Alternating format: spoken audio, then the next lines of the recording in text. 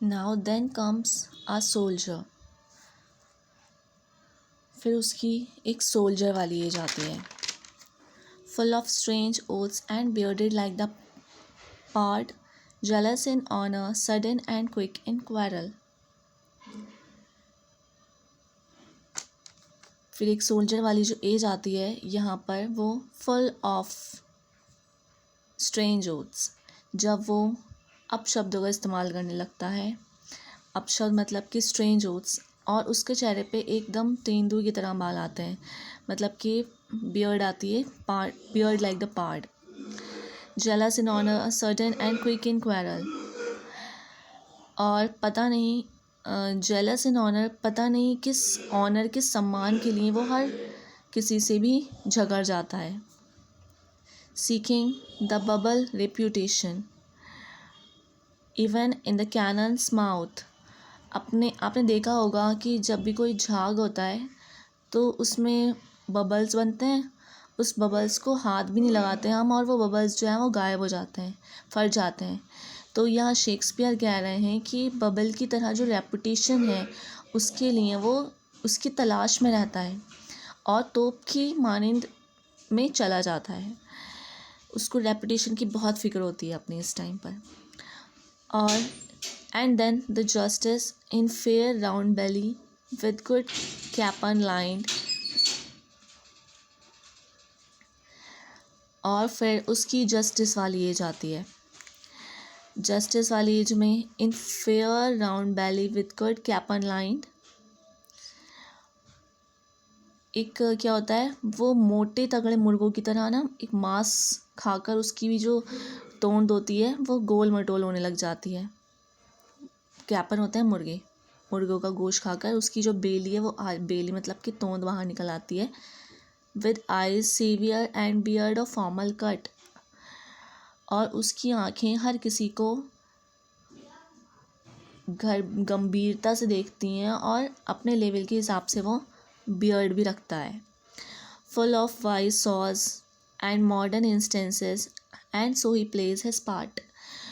फिर वो क्या होता है, फिर वो बहुत बड़ी बड़ी बातें करने लग जाता है इस एज में, और चालाक, बहुत वाइज, बुद्धिमानों वाली, बहुत चालाक लोगों वाली कहावतें बोलने लगता है और एग्जाम्पल्स भी देता है। वाइज सॉज मतलब कि बहुत ही चालाक कहावतें सुनाने लग जाता है और एग्जाम्पल्स देने लगता है लोगों के। और and so he plays his part, और इस तरह वो अपना रोल प्ले करता है। The sixth age shifts into the lean and slippered पैंथलून।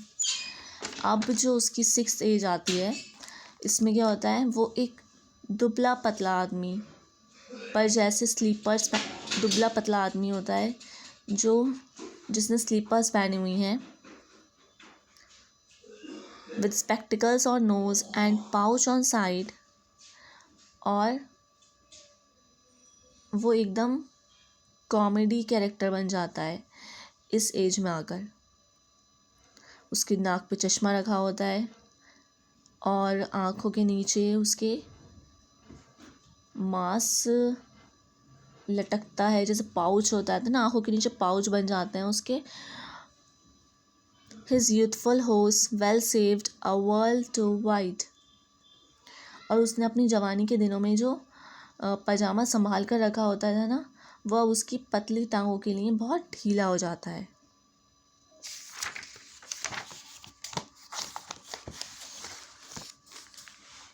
For his shrunk shank, मतलब कि उसकी जो पतली लेग्स होती हैं उस पर वो बहुत ढीला हो जाता है वो पजामा। And his big manly voice turning again towards childish treble pipes and whistles in his sound।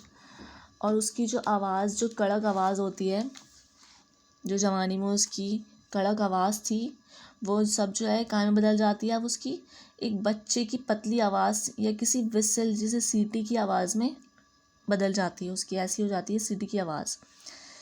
आपने देखा होगा कि जब इंसान बच्चा होता है उसकी आवाज़ में डिफरेंस होता है, जब वो जवान हो जाता है तो उसकी आवाज़ में थोड़ा भारीपन आ जाता है, और फिर जब इंसान जो है वो बूढ़ा होने लगता है तो उसकी आवाज़ जो है वो बहुत ही हल्की पतली सी हो जाती है और बहुत सीटी की आवाज़ की तरह से उसकी आवाज़ बच्चों की जैसे पाइप्स में ऐसी ही आवाज़ हो जाती है उसकी।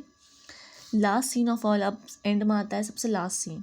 लास्ट सीन में क्या होता है, that ends this strange eventful history, जो कि उसकी ज़िंदगी में जो भी उसने कुछ किया है उसकी हिस्ट्री है।